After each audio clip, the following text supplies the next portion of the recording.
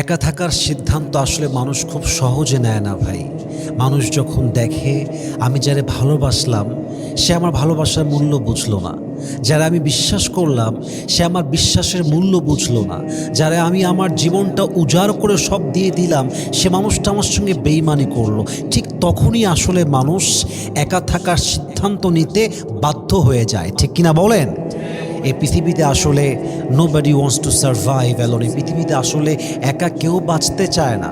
এবং বাস্তবতা হচ্ছে, সঙ্গী যদি আপনাকে স্বস্তি না দেয় সেই সঙ্গী দিয়ে আপনি কি করবেন? যে সম্পর্কে আপনার বিশ্বাসের মান ভেঙে দেওয়া হয় সে সম্পর্কে থেকে আপনি কি করবেন? যে সম্পর্কে আপনার ভালোবাসা, আপনার যত্ন, আপনার এফর্ট এসবের কোনো মূল্য নেই সে সম্পর্কে থেকে আপনি কি করবেন? এজন্য শায়ের কবি কি সুন্দর করে লিখেছেন, मैं अकेला रहना नहीं चाहता था मगर अब मुझे अकेला रहना ज़रूर है। मैं अकेला रहना नहीं चाहता था मगर अब मुझे अकेला रहना ज़रूर है। गद्दार के साथ जीने से अकेला जीना बेहतर है। दिल तो हमेशा ये कहता है कि तुझे कोई ना कोई सहारा ज़रूर चाहिए। दिल तो हमेशा ये कहता है कि तुझे कोई ना कोई सहारा ज़रूर चाहिए। फिर मैं अपने आप से कहता हूँ कि तुझे धोखा दोबारा क्यों चाहिए। আরে মন তো মাঝে মাঝেই বলে বাঁচতে হলে সঙ্গী লাগে, বাঁচতে হলে কাউকে নিয়ে বাঁচতে হয়। ঠিক সেই সময় মন আরেকটা কথাও বলে একা থাকা ভালো বেঈমানের সঙ্গে থাকার চাইতে, একা থাকা ভালো কোনো গাদ্দারের সঙ্গে আমার জীবনটা কাটাবার চাইতে। ঠিক কিনা বলেন? আল্লাহ আমাদের সবাইকে বিশ্বস্ত জীবন সঙ্গী পাওয়ার তৌফিক দান করুক। পড়েন সবাই আমিন। আজকের আলোচনার মূল বিষয়বস্তু হচ্ছে কবরের যাত্রা। সবার থেকে আমি উত্তর চাই এবার রূপসাবাসী। আলোচনার বিষয়বস্তু কিসের যাত্রা? বামে খুব অ্যাক্টিভ এরা, আপনারা অ্যাক্টিভ হতে পারেন নাই। লেটস বি অ্যাক্টিভ টুগেদার, সবাই মিলে একসাথে। কবরের যাত্রা বলেন সবাই, কিসের যাত্রা? কবরের যাত্রা। আচ্ছা, কবরের যাত্রা কি এমন কোনো যাত্রা যে যাত্রায় আসিফ হুজুর যাবে আর কেউ যাবে না? সবাইকে যেতে হবে। কুল্লু নাফসিন যায়িকাতুল মাউত। Everybody has to take the taste of death. প্রতিটা প্রাণীকে আল্লাহ তাআলা মৃত্যুর স্বাদ গ্রহণ করাবে। প্রতিটা কথা বলবো আল্লাহর কোরআন থেকে দলিল দিয়ে দিয়ে। এসেছি একদিন, আজকের এই মাহফিল যেন আগামীর পুরো বাংলাদেশে একটা ইতিহাস তৈরি হয়ে যায়। ঠিক কিনা বলে? যা বলবো আল্লাহর কোরআন থেকে অথবা হাদিস থেকে। আচ্ছা প্রিয় কলিজার টুকরা ভাইরা, মনে করেন খুলনার একজন এমপি বললেন যে আমি আমার ক্ষমতার দাপট দিয়ে, টাকার দাপট দিয়ে কবরের যাত্রাকে আটকে দিব, কবরে আমি যাব না।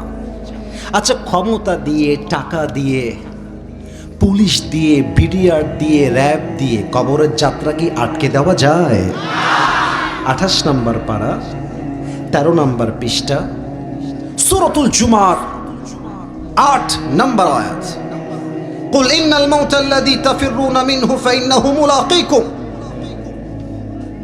Oh my prophet, tell your ummah they wanna escape from the death but they will never able to be escape from the death. নবী হে, আপনার উম্মতদেরকে বলে দেন তারা কি কবর থেকে পালিয়ে যেতে চায়? তারা কি মৃত্যু থেকে মালাকুল মউতকে পালিয়ে যেতে চায়? অসম্ভব। কবরের যাত্রার সময় যখন চলে আসবে, মালাকুল মউতের মাধ্যমে আপনাকে পাকড়াও করবে একজন। আওয়াজ দিয়ে বলেন সবাই, খুলনাবাসী তিনি কে? আসুন আমরা ধারাবাহিকভাবে তাফসীর শুরু করি কবর নিয়ে। আই থিঙ্ক যত অডিয়েন্স আপনারা এসেছেন, আমি যদি ভাগাভাগি করি, আমি ফিলিং লাইক এখানে যত মানুষ এসেছে 95% যুবকরা আজকের মাহফিলে এসেছে, 95%।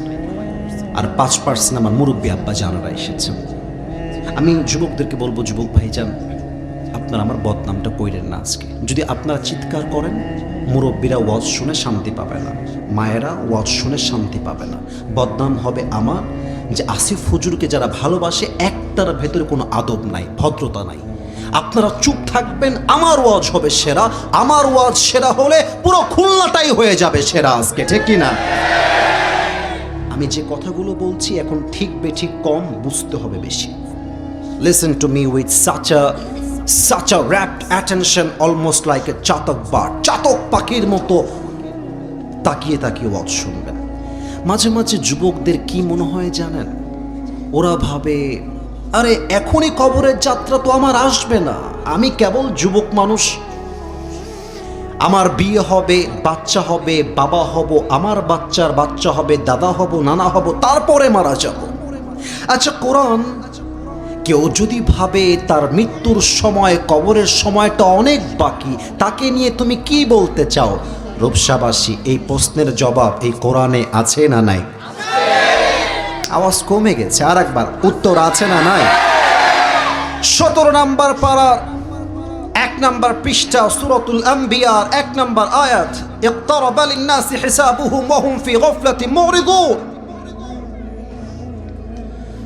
The time of people's judgment has come very near, but they are neglecting it as like they will never die. মানুষের হায়াতের সময়টা এতটা কাছে শেষ হয়ে গেছে যে তার পাটা কবরের কাছে আছে, বাট তার অ্যাটিটিউড, তার আচরণ দেখলে মনেই হবে না সে কখনো কবরের বাসিন্দা হবে। কিছু লোক আছে রূপসায়, দেখবেন রাস্তা দিয়ে হাঁটতেছে, টাকার মালিক, প্রচুর টাকা তার, কালো টাকা, রূপসাতে ডুপ্লেক্স বাড়ি আছে, 3 তলা ফ্ল্যাট আছে। তো একজন সালাম দিয়েছে, আসসালামু আলাইকুম, ও ভাইটি কিরম আছেন?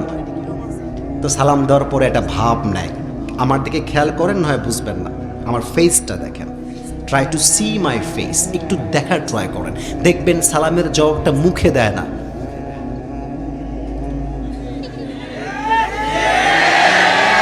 দাপট, আমার বাড়ি, এটা আমার ঘর, আমি তো অনেক টাকার মালিক। তাকে আসিফ ফজরের ওয়াজটা শোনায় দেন যে বেটা, তুই যে বলছিস তোর বাড়ি, তুই মরলে তোর বেটা বলবে এটা আমার বাড়ি, তোর বেটা মরলে নাতি বলবে আমার বাড়ি। আসলে এই বাড়ির মালিক আমরা কেউ নই, বাড়ির মালিক একজন, তিনি কে? পরের জায়গা, পরের জমিন, ঘর বানায় আমি রই, আমি তো সেই ঘরের মালিক নই। গান না সবাই মিলে, পরের জায়গা, পরের জমিন, সেই ঘরখানা যার জমিদারি, আমি পাই না তাহার হুকুম জারি, আমি পাই না জমিদারের দেখা, আমি পাই না জমিদারের দেখা, মনের দুঃখ কারে কই, আমি তো সেই ঘরের মালিক নই। পরের জায়গা, পরের জমিন, ঘর বানায় আমি রই, আমি তো সেই ঘরের মালিক নই। ঘরের মালিক কে? 2 নাম্বার প্রশ্ন, হে কোরআন তুমি আমাকে জবাব দাও। এখনো কিছু নির্লজ্জ যুবক, সরি টু সে দ্যাট, বলতে বাধ্য হলাম, কথা বলছে, তোমাদের ভিতরে কি সামান্যতম একটু বিবেক নাই যে হুজুর এত আবদার করলো, খুলনার মানুষ হুজুর, একটু আদবের সাথে চুপ করে থাকি? বিবেক মরে গেলে কি হয় জানো? আল্লাহ বলছে চোখ থাকতে অন্ধ হয়ে যায়, কান থাকতে বধির হয়ে যায়, তোমরা তাই হয়ে গেছো। দেখো তো এদিকে তাকায়, কতগুলো মানুষ চুপচাপ চাতক পাখির মতো তাকায় আছে আমার দিকে ওয়াজ শোনার জন্য, and you are still creating disturbance. তোমরা এখন আওয়াজ করছো, বুকটা ফেটে গেল আজকে পরিবেশের জন্য। তাকবীর দেন, নারায়ে তাকবীর। আচ্ছা কোরআন, কবরের যাত্রা যখন শুরু হয়ে যাবে, মনোযোগ দেন, মনোযোগ দেন, মালাকুল মউত যখন আমার চোখের সামনে হাজির হয়ে যাবে, আমার জীবনের শেষ কথাটা কি হবে সেদিন? শেষ কথা কোরআন তার জবাব দিচ্ছে। সূরাতুল মুমিনুনের 99 এবং 100 নম্বর আয়াত, حتى إذا جاء أحدهم الموت قال رب ارجعون। কোরআন জবাব দিয়ে বলছে, শোনো শোনো, মৃত্যুর সময় যখন হয়ে যাবে, মালাকুল মউত যখন বান্দার সামনে হাজির হয়ে যাবে, যেই যুবকটা পর্নোগ্রাফিতে আসক্ত ছিল, ওই যুবকটা মালাকুল মউতকে ডাক দিয়ে বলবে, গিভ মি অন চান্স, আমাকে একটা সুযোগ দাও, আমি আল্লাহর কাছে তওবা করে তারপরে মরতে চাই। একজন মুরব্বী যে এলাকার চায়ের দোকানে পায়ের উপরে পা তুলে বিড়ি টানতো, সে বলতো মালাকুল মউত আমাকে একটা চান্স দাও, আমি আল্লাহর কাছে তওবা করে কবরের যাত্রার সাথী হতে চাই, একটা চান্স দাও। ক্বালা রাব্বিরজিউন, আমাকে একটা সুযোগ দাও। প্রত্যেকটা বেপর্দা মহিলা বলবে মালাকুল মউত একটা সুযোগ দাও, আমি একজন পর্দাশীল নারী হয়ে মরতে চাই। আমি দেখতে পেলাম হাজারো মায়েরা বোনেরা আমাকে দেখার জন্য ওই বামে একটা রাস্তায় জায়গা ছিল, দাঁড়িয়েছিলেন। আমার যতটুকু এক নজর দৃষ্টি পড়েছে, আমি সবাইকে দেখেছি বোরকাওয়ালি, হিজাবওয়ালি, নিকাবওয়ালি আমার মায়েরা বোনেরা দাঁড়িয়ে আছেন। I respect them, I salute them, আমি সবাইকে সম্মান করি। বাট আমি যা বলবো যুবক ভাইয়েরা, চোখে আঙ্গুল দিয়ে সত্য কথা বলতে চাই। বোরকা ব্যাপারটা কেমন জানেন? দাড়ি আর টুপি রাখলে যেমন হুজুর হওয়া যায় না, বোরকার নিকাব পড়লেই তেমন দিনদার মেয়ে হওয়া যায় না। খুলনা শহরে এই রূপসা ব্রিজে সন্ধ্যাবেলায় যতগুলো মেয়ে প্রেম করে তার ৮০ ভাগ মেয়ে বোরকাওয়ালিরাই প্রেম করে বেড়ায়। এমন ভাবে বোরকা পরে দেখলেই মনে হবে यार ये लड़की तो अभी के अभी जन्नत से भाग के दुनिया में आई है माशाअल्लाह। কিন্তু আমার কি মনে করে জানেন, আমি যখন দেখি কোনো মাইয়ে ফেসবুকের, বলা যাবে না মনে হয়, রাগ করবে না আপনারা সবাই, না পারমিশনটা চেয়ে নেই, বলা যাবে না কি যাবে না? আমাদের খুলনায় তো কয় সেমরি, সেমরি, আমাদের বাগেরহাটে কয় সেমরি। এই সেমরি তোর বাড়ি কোনে?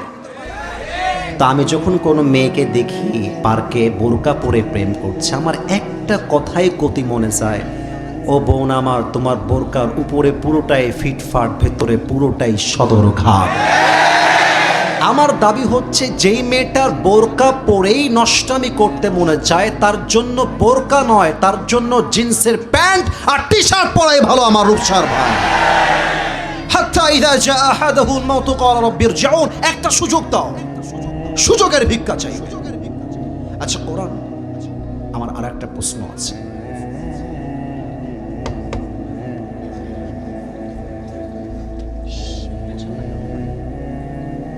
আচ্ছা কোরআন আমাকে জবাব দাও তো, আমরা কোথায় মারা যাব, কেমনে মারা যাব, এটা কি আমরা জানি না? কি কোরআন কি বলছে খেয়াল করেন, সূরা লুকমানের 34 নম্বর আয়াত। ওমা তাদরি নাফসুম মাযা তাকসিবু গাদা ওমা তাদরি নাফসুম বিআই আরদিন তামুত। আরে মানুষ মরবে কোথায় তা তো দূরের কথা, আগামীকাল তার সঙ্গে কি হবে তাই তো মানুষ জানে না, ঠিক কিনা বলে? আমরা কিন্তু বাবাকে নিয়ে ছোটবেলাতে রাজশাহীতে চলে গিয়েছিলাম, একদম when I was just like a little baby, একদম ছোট্ট বাবু, তখন রাজশাহী থেকে আমরা শিফট হয়েছিলাম। তো আমি একজন মাদ্রাসার ছাত্র।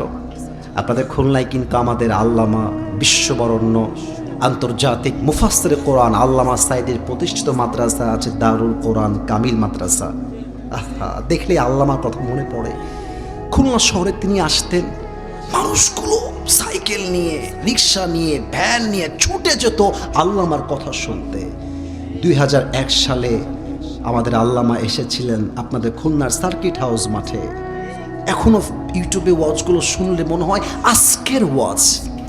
আমরা তো খালি চেহারায় ফেমাস, একটু কথা সুন্দর কই তাই ফেমাস। আসলে মুফাসসির কোরআন যদি বাংলাদেশে কেউ থেকে থাকে, আল্লামা সাইদির নাম বাদ দিয়ে উচ্চারণ করা যাবে না আমার রূপসার ভাই। তো আমরা মাদ্রাসায় পড়তাম, কওমি মাদ্রাসায় পড়তাম আমি সেই সময়। আমি 3 দিনের চিল্লায় বের হয়ে, 3 দিনের তাবলিগে বের হয়েছিলাম, 3 মাসের না বা 4 মাসের না, 3 দিনের তাবলিগে বের হওয়ার পরে আমার এখনো still I can remember that story. আমার এখনো মনে পড়ে আসরের নামাজের পরে, আচ্ছা একটু বেয়াদবি নেবেন না, এই মাঠে কি কোনো খেলাধুলা হয়? এই মাঠে হয় খেলাধুলা হয়? তো এরকম একটা বিশাল মাঠ, বিশাল মাঠ, আবাসিক এরিয়া, ভিআইপি মানুষদের এরিয়া। আমরা তাবলিগের জন্য আসরের নামাজের পরে বের হয়েছি দাওয়াত দেওয়ার জন্য। তো আমরা দেখলাম অনেকগুলো যুবক মাঠে ফুটবল খেলতেছে। তাবলিগের আমির আসসালামু আলাইকুম সালাম দিলেন, সবাই চলে আসলো, একজন যুবক আসলো না, দাঁড়িয়ে আছে। তো তাবলিগের আমির খুব বিনয়ের সাথে বললেন, ভাই আপনি কি আসতে পারবেন, এখানে একটু কথা বলতাম। খুব অ্যাটিটিউড, আত্ম অহমিকা বোধ, অহংকার ভেতরে তার, খুব বাহাদুরি নিয়ে আসলো। এসে বলছে প্লিজ কি বলবেন দ্রুত বলেন, আমার সময় নেই, কাজ আছে। আমির সাহেব বললেন যে ভাইজান, মাগরিবের নামাজের পরে তাবলীগের সাথী ভাইয়েরা আমরা আছি, ইমান এবং আমলের কথা হবে, আপনি আসলে খুব ভালো হয়। তো যুবকটা মুখের উপরে বলতেছে, আরে আমাকে দাওয়াত দিয়ে লাভ নাই, আমি তো যুবক মানুষ, আমি তো এখন মরবো না, ওইদিকে যান, ওইদিকে দাওয়াত দেন। তো হুজুর বললেন যে আপনি মরবেন না, এটা আপনি কেমনে বললেন? বলছে আমি তো still I am a very young man, আমি বিয়ে করব, বাচ্চা হবে, নানা হব, দাদা হব, হজ করে এসে আল্লাহর ওলি হয়ে যাব। আজকে আমার তাকে বলতে মনে চায়, বেটা তোর মতো হাজারো যুবক বলতো যে কাল থেকে নামাজি হয়ে যাব, কাল থেকে দাড়িওয়ালা টুপিওয়ালা হয়ে যাব, ওই কালটা আর আসে নাই, তার আজই কবরের বাসিন্দা হয়ে গিয়েছে, ঠিক কিনা বলে? हुए नामवर बेनिशा कैसे कैसे, ये जमी खा गई नौजुआ कैसे कैसे। ये जगह जी लगाने की दुनिया नहीं है, ये इबरत की जा है, तमाशा नहीं है। तुझे पहले बचपन ने बरसों खिलाया, जवानी ने फिर तुझको मजनू बनाया, अजल मौत तेरा कर देगी बिल्कुल सफाया। मेरे दोस्त ये जगह जी लगाने की दुनिया नहीं है, ये इबरत की जा है, तमाशा नहीं है। वमल हयातुद दुनिया इल्ला मताउल गुरूर। This life of this world is nothing more than play and entertainment. এই দুনিয়ার জীবনটা একটা ধোঁকা আর চাকচিক্যতা ছাড়া কিছুই হতে পারে না, ঠিক কিনা বলে? রূপেরই গৌরবে সাজিয়াছ সাজ,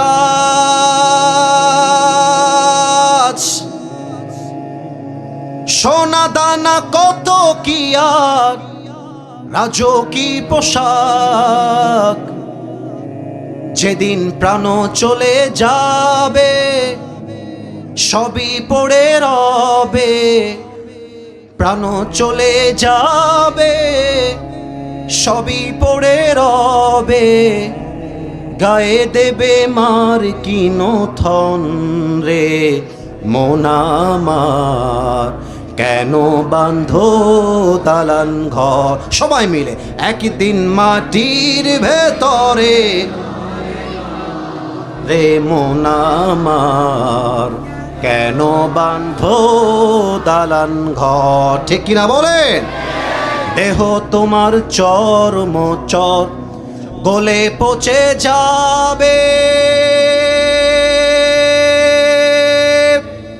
শিরার উপর শিরাগুলি ছিন্ন ভিন্ন হবে, মন্ডু মিরু দণ্ড সবই হবে খণ্ড খণ্ড, মন্ডু মিরু দণ্ড সবই হবে খণ্ড খণ্ড। পড়ে রবে মাটির উপরে মন আমার, কেন বাঁধো দালান ঘর। সবাই মিলে একসাথে একটা লাইন গাইবেন, একদিন মাটির ভেতরে কেন বাঁধো দালান ঘর, ঠিক কিনা বলেন সবাই আপনারা? এবার একটা প্রশ্ন করব, যে প্রশ্ন 2.5 বছর আগে খুলনাতে আমি একবার করেছিলাম, বাট বলতে গেলে 99% of the young people they have answered this question in a wrong way, ভুল উত্তর দিয়েছে। But I hope today the young people are very energetic and very smart. আশা রাখবো তোমরা আমাকে সঠিক জবাবটা দিবা, মুরব্বীরাও বলবেন আপনারা। আচ্ছা বলেন তো, তোমরা এত নড়াচড়া করো কেন ভাই? আমি জানি জায়গার শর্ট, আমি বুঝতে পারছি, একটু স্থির হয়ে দাঁড়ায় থাকো, স্থির হয়ে বসে থাকো। রূপসাবাসী ভাবেন তো একবার, আপনি মাইয়েত হয়ে লাশ হয়ে 3.5 হাত মাটির কবরে শুয়ে আছেন, আত্মীয় স্বজন যখন 40 কদম দূরে চলে যায়, 2 জন ফেরেশতা এসে একজন মাইয়েতকে মোট কয়টা প্রশ্ন করে? That's the wrong answer. 4টা। Who said 4th question? That is the right answer. আপনার নাম কি? আলামিন ভাইজান। He said 4th question. 4টা প্রশ্ন। That is the right answer. আমরা জানতাম 3টা, আমি পরে জানলাম 4টা। আসলে 4টা প্রশ্ন হবে। আমি প্রথম প্রশ্ন করছি, জবাব দিবেন আপনারা। আমার রব্বুক, আমাদের রবকে। আর একটু জোরে চাই, আমাদের রবকে। আল্লাহ আমার রব, দমে দমে তনু মনে তারি অনুভব, ঠিক কিনা বলেন? তোমার দুনিয়াতে আমি যেদিকে তাকাই, অথই নেয়ামতে ডুবে আছি সবাই। পাখপাখালির কণ্ঠে শুনি তাসবি কল রব, তাসবি কল রব, আল্লাহ আমার রব। দমে দমে তনু মনে তারি অনুভব, রূপসাবাসী রবকে। আতারিফু হাযার রাজুল? Second question will be like this, আতারিফু হাযার রাজুল? Do you know this person? Who is he? তুমি কি মানুষটাকে চেনো? সবাই জবাব দিতে পারবে না। আচ্ছা, মাইক্রোফোনটা একটু হটাচ্ছি। আমার মুখে এই সোনামণি নতুন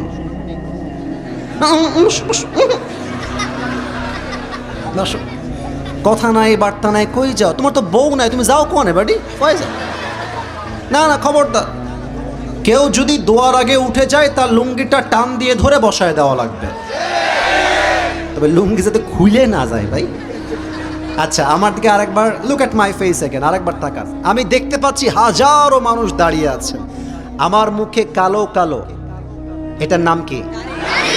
দে are very active but you are not active. আরেকবার সবাই মিলে, আচ্ছা, এটার নাম কি? আমারে পাম দিতে হবে না, যা কবেন মন থেকে যা আসে তাই কবেন, বুঝছেন? আমারে কি দাড়িতে আনস্মার্ট লাগতেছে, খ্যাত লাগতেছে, অসুন্দর লাগতেছে? অনেক মেয়ে আছে দাড়িওয়ালা যুবক দেখলে গায়ের মধ্যে জ্বালা পোড়া শুরু হয়ে যায়। দাড়িওয়ালা পছন্দ হয় না, কিন্তু গাঞ্জাখোর দেখলে ঠিকই পছন্দ হয়। আমি কি বলি জানেন? আমি কই কি, যেই মাইয়ের দাড়িওয়ালা পছন্দ না, ওই মাইয়ের জন্য বিটিএস এর হিজড়া ছাড়া আর সেকেন্ড কোনো অপশন নেই। আরে যেই মাইয়া আমার দাড়ির জন্য বিয়ে করতে চায় না, সেই তো আমার বাড়ির বউ হওয়ার যোগ্যতাই রাখে না। আর যে আমাকে দাড়ির জন্য বিয়ে করতে চায়, নবীর আদর্শের জন্য বিয়ে করতে চায়, সেই তো আমার বাড়ির বউ হওয়ার যোগ্যতা রাখে। আজকালকার মেয়েদের কথা কি বলবো, টাকার সরকারি চাকরি পাইলে বুইরা টাকলার সাথেও বিয়ের পিড়িতে বসে যায়। আর মেয়ের বাবাদের যে কি হয়েছে একমাত্র আল্লাহ মালুম, আল্লাহ কো হি পাতা है, मुझे कुछ भी मालूम नहीं है इस बारे में। মেয়ের বাবারা আজকাল মেয়ের জন্য জামাই খুঁজা বাদ দিয়ে টাকার বস্তা খুঁজে বেড়ায়। আর যেই মেয়ের বাবারা জামাই হিসেবে টাকার বস্তা খোঁজে, এদের কপালে বুইরা টাকলা ছাড়া ভালো জামাই জোটে না। আমি একটা কথা আজকের রূপসার মাটিতে বলতে চাই, যা আমি আগে কখনো বলি নাই। একটা মেয়েকে বিয়ে করে বেশি ভালোবাসলে বউটা নষ্ট হয়ে যায়। একজন সন্তানকে বেশি আদর করলে সন্তান নষ্ট হয়ে যায়। একজন যুবক যার বউ দরকার, চাকরি না, ব্যবসা না, বউ দরকার, তাকে বউ দেওয়া বাদ দিয়ে চাকরি আর টাকার চাপ দিলে ওই যুবকটাও গাঞ্জার মদ খেয়ে নষ্ট হয়ে যায়। ওরে পাঞ্চর উঠে পয়সা নষ্ট, যুবক নষ্ট মদে, কুসমাজে গ্রাম নষ্ট, খাদক নষ্ট সুদে, টাউনে ঘুরে ছাত্র নষ্ট, কিটে নষ্ট ফুল, অতি মায়ায় বধূ নষ্ট, ধুলায় নষ্ট চুল রে, হেলায় হেলায় কার্য নষ্ট রে।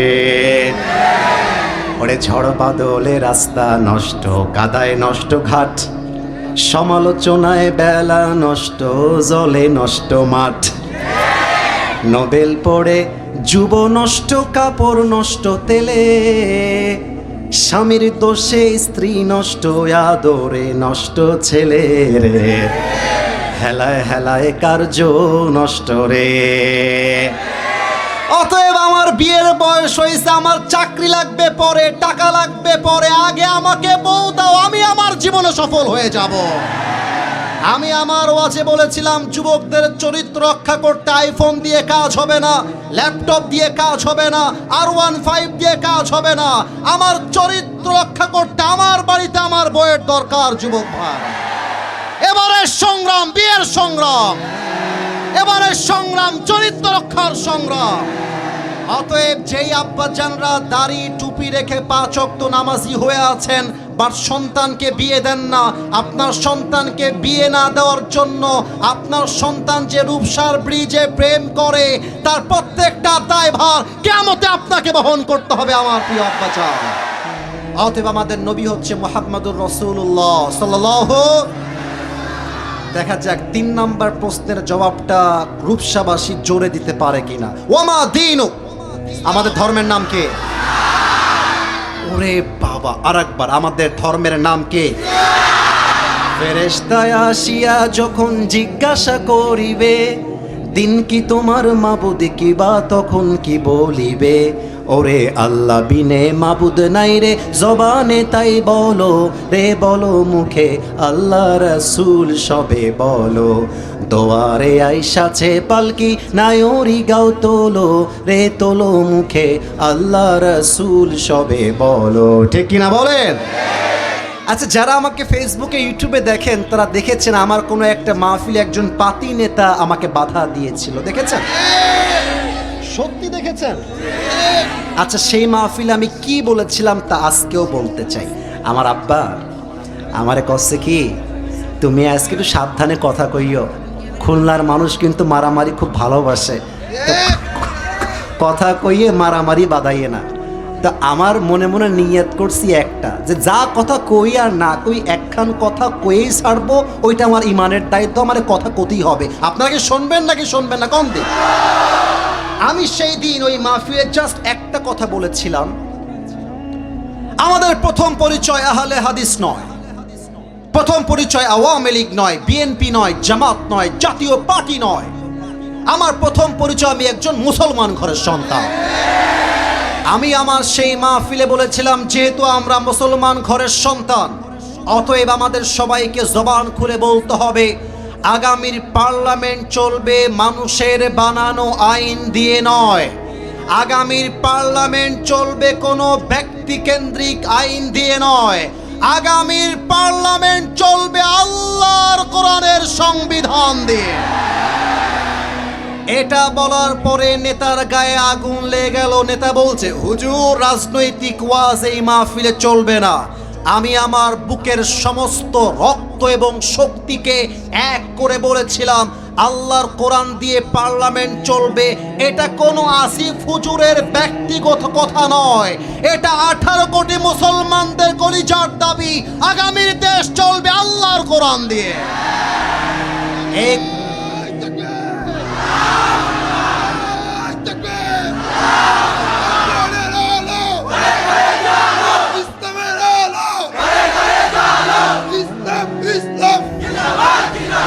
আপনারা কি কাপুরুষের মতো হয়ে মরতে চান?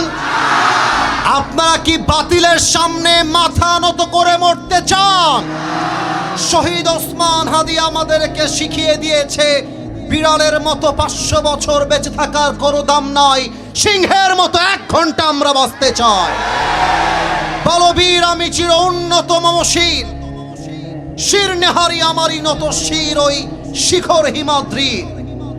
বলবীর বল মহাবিশ্বের মহাকাশ ফাড়ি, চন্দ্র সূর্য গ্রহ তারা ছাড়ি, ফুলক দুলক গোলক ভেদিয়া, খোদার আসন আরশ ছেদিয়া, উঠিয়াছে চির বিস্ময়, আমি বিশ্ববিধাত্রীর বলবীর, আমি চির উন্নত শির। ঠিক কিনা বলেন?